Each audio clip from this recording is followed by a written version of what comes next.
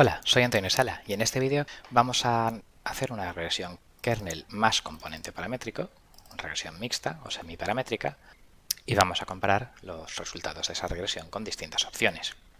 Haremos una regresión simple suponiendo todo media cero, luego haremos una regresión suponiendo la media como parámetro ajustable y haremos una regresión suponiendo un modelo lineal subyacente. Y lo compararemos con los mínimos cuadrados clásicos de la regresión lineal. Comenzaremos generando los datos que vamos a ajustar.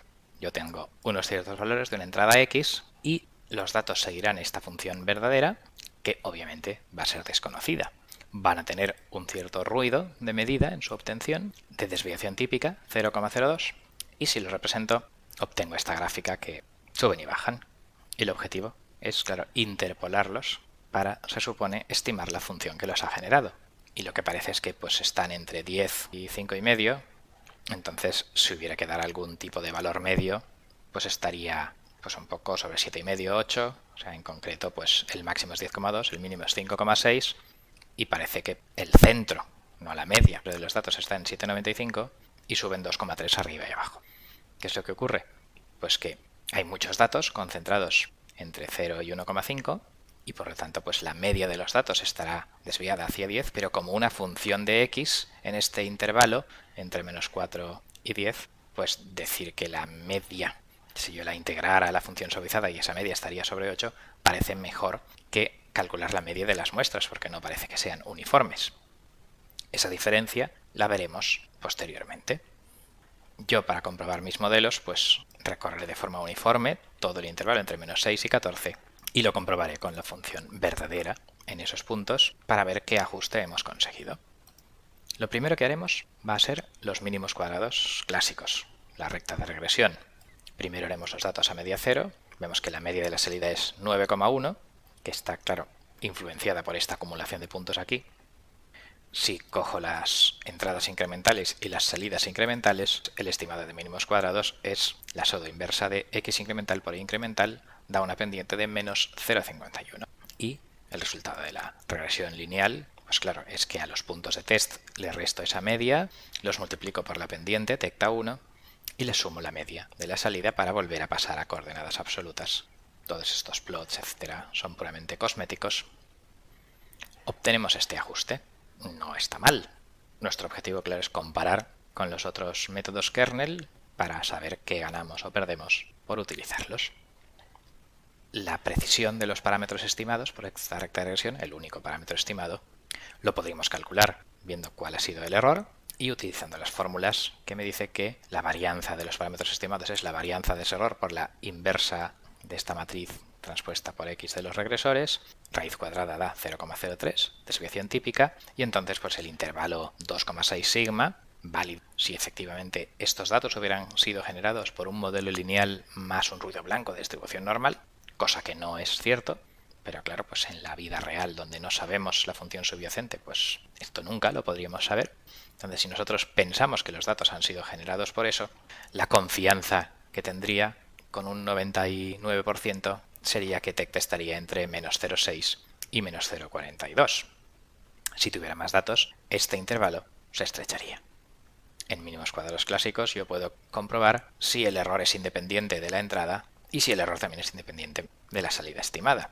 Entonces, como yo veo que estas curvas no parece que sean un ruido blanco impredecible, parece que hay algo aquí que se puede predecir, significa que la hipótesis estadística de que esto ha sido generado por un modelo lineal más un ruido podría ser desmentida. Con lo cual ahora vamos a pasar a modelos no lineales con una cierta suavidad, con una cierta power spectral density, mediante la regresión kernel. Primero vamos a hacer regresión kernel clásica, simple Kriging media cero. Utilizaremos un fichero donde hay una clase que implementa todas estas fórmulas de regresión, kernel regresión class.m, donde bueno, pues aquí genera la matriz del kernel, las fórmulas de kernel regresión paramétrico y semiparamétrico están aquí y la predicción sobre unos datos de test está aquí. El objetivo de este vídeo no es el detalle de este código, simplemente decir que lo vamos a utilizar aquí. Entonces, al hacer el kernel regression con estos datos de entrada y de salida y predecir sobre el test, pues el resultado es que, como la suposición a priori es que la función tiene media cero, conforme nos alejamos de los datos, el estimado de la función tiende a 0.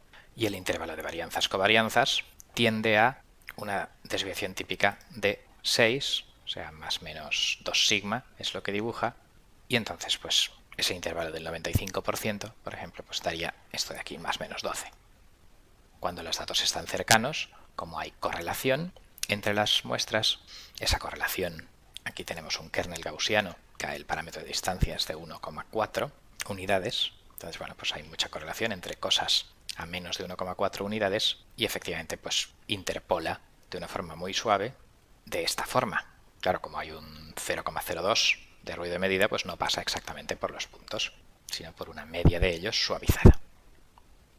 Lo siguiente que vamos a probar es lo que se llama Ordinary Kriging, media desconocida, donde yo pongo estos parámetros de varianza a priori, digamos, parámetro de distancia, ruido de medida, y yo voy a poner además que los parámetros a priori, que va a ser la media, tiene una desviación típica estimada de 8, o sea que la media podría estar, por ejemplo, con alta probabilidad entre más o menos 16.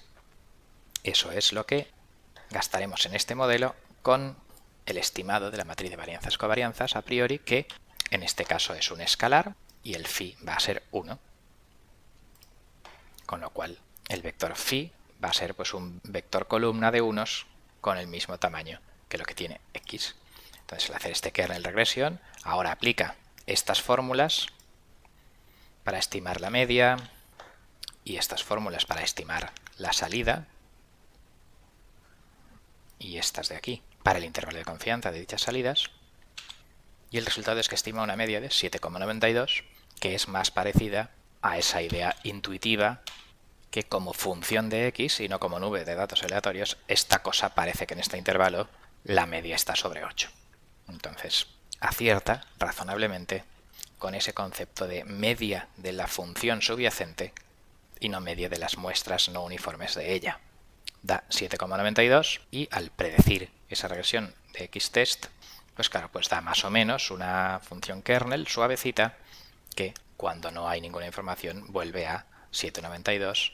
En este caso, al permitirle ajustar la media, he podido bajar la varianza a priori que puede tener el comportamiento del kernel. Yo he dicho que será la media esta más menos algo de desviación típica 2. Entonces baja a 7,8 más menos 4, grosso modo. Y una interpretación suave entre ellas. Claro, si bajo el parámetro de distancia 10 veces menos, si en términos de frecuencia subo 10 veces el ancho de banda y ejecutara otra vez, entonces, bueno, los datos separados enseguida se pegan a la media porque hay poca suavidad, poca correlación. La función a priori puede tener muchos más bajones y entonces enseguida va a la media más o menos un intervalo súper grande. Vuelvo a poner los que yo había puesto aquí que me daban pues una función más o menos bonita. Claro, la función verdadera es la rosa y como no es un proceso gaussiano generado por este proceso, bueno, pues vale lo que vale y las estimaciones pues se salen de los intervalos de confianza porque, claro, solo estarían dentro de los intervalos de confianza si los datos hubieran sido generados por el modelo estadístico que yo estoy ajustando, lo cual no es cierto. Lo último que vamos a hacer para este caso es calcular el intervalo de confianza del componente paramétrico. Eso lo calcula también la clase que hemos visto antes. Y entonces, pues, el parámetro estimado más o menos 2 veces la desviación típica dice que en este caso tampoco te puede asegurar gran cosa sobre la exactitud. Con estos pocos datos te diría que igual está entre 5,5 o 10,5 porque realmente hay muy pocos datos y por tanto este intervalo es mucho más ancho que este que daba los mínimos cuadrados porque ahora tengo muchos más parámetros que estimar. Los parámetros kernel subyacentes son tantos como datos y por tanto en la recta de regresión antes había un parámetro a estimar, mientras que ahora hay 19 puntos de x y una media hay 20. Por lo tanto, es lógico pensar que con 20 veces más parámetros ajustables, la confianza estadística en mis resultados sea mucho menor. Si yo quiero un estimado de la media mucho más exacto, siempre suponiendo que los datos se generarán con estos modelos estadísticos, lo cual nunca será 100% cierto, pero en fin, es la suposición que hay que hacer para aplicar las fórmulas, pues claro, pues si ahora yo vuelvo a ejecutar, pero con 500 datos en vez de con 19, pues entonces ya esa es la media estimada, el ajuste, claro, los datos son perfectos y aquí están todos superpuestos y la incertidumbre es súper pequeña y la media estimada ya sí que te dice en este caso que está entre 3,45 y 5,36 de este nuevo conjunto de datos. Antes teníamos una incertidumbre de 5 unidades, ahora tengo una incertidumbre de 2 unidades, al añadir muchísimos más datos. Si vuelvo a ejecutar, con los 19 datos volvemos a tener esa media de 8 más menos 2,5 para arriba o para abajo. Por último, si repito los cálculos, pero ahora phi es x y 1, entonces ese es el componente de regresión lineal, x por un parámetro más 1 por otro parámetro. Mi matriz de varianzas-covarianzas de los parámetros a priori, pues yo diré que el offset tiene una desviación típica de 9 y la pendiente tiene una desviación típica de 0,35, alrededor de 0, tal y como son estas fórmulas. Y bueno, pues con estos parámetros de distancia, varianza a priori, etcétera, del kernel gaussiano que hay aquí dentro, sale un estimado con pendiente de menos 0,4 y offset de 9,5 de la recta de regresión. Y si yo dibujo todo eso, pues aquí tenemos el resultado. Tenemos un componente paramétrico en verde, los incrementos sobre ese componente paramétrico son un proceso gaussiano kernel y que bueno, pues que su interpolación es la línea azul final. Los intervalos de confianza de todo esto dan las líneas grises y la función verdadera pues más o menos está por donde mi modelo estima. Vosotros podéis variar estos hiperparámetros para comprobar su influencia en el resultado de este ajuste. Yo los he elegido para que todo quede muy bonito. El intervalo de confianza de los parámetros obtenidos pues es que la pendiente puede estar entre menos 0,14 y menos 0,66 y el offset entre 8 y 11 con estos datos. También sería más estrecho si tuviera más datos. Nos fijamos también que la pendiente de esta recta de regresión nueva junto con el componente kernel es de menos 0,4, mientras que la pendiente de la recta de regresión era de menos 0,5. ¿Qué pendiente es más exacta? Pues claro, como Tano lineal no ha generado los datos con estos modelos estadísticos que nosotros estamos ajustando, pues realmente podrían incluso ni solaparse los intervalos de confianza y ninguno de los dos modelos de predicción es el modelo bueno. Todos los modelos de ajuste son erróneos. El tema es si nos sirven para interpolar nuestros datos y para nuestras aplicaciones o no. Si superpongo todos los resultados, pues tengo en verdecito a rayas la función verdadera, en azul la regresión lineal y las distintas opciones de kernels y medias 0 o media 8 con componente de regresión las otras. Y bueno, pues el resultado es que todos los métodos kernel interpolan muy bien cuando los datos están cercanos y que cuando no hay datos, pues sus intervalos de confianza se ensanchan mucho, pero como la que los ha generado no es un proceso gaussiano, sino que es una no linealidad, pues a saber lo que ocurre cuando no hay datos. Si hago un zoom, pues veo, por ejemplo, que la regresión lineal va a su bola, claro, y que todos los modelos kernel, cuando los datos están suficientemente cercanos, pues llegan más o menos a la misma interpolación media, más menos 0,02 de desviación típica del ruido por en medio de los puntos. Y bueno, pues resulta que la función verdadera pues era otra cosa, pues es lo que hay. Y identificar funciones no lineales verdaderas, suponiendo que son procesos lineales gaussianos con ruido, etcétera, pues no es perfecto.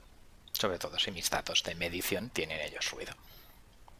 Bien, pues vamos a concluir viendo que hemos visto que diferentes modelos semiparamétricos pues interpolan más o menos de forma parecida, pero extrapolan sobre todo de forma muy diferente.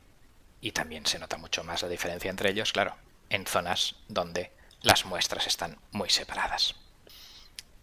También hemos visto que claro que hay determinados parámetros de distancia, de suavidad de la función, de varianzas, de ruidos de medida, etcétera, que aquí los he elegido yo para que todo quede muy bonito, pero que no es tan fácil y que en aplicaciones serias de ajuste, machine learning, etcétera, esos parámetros deberían ser sintonizados con datos de validación o otras técnicas de probabilidad a priori de los datos, etcétera, que no son objetivo de este vídeo.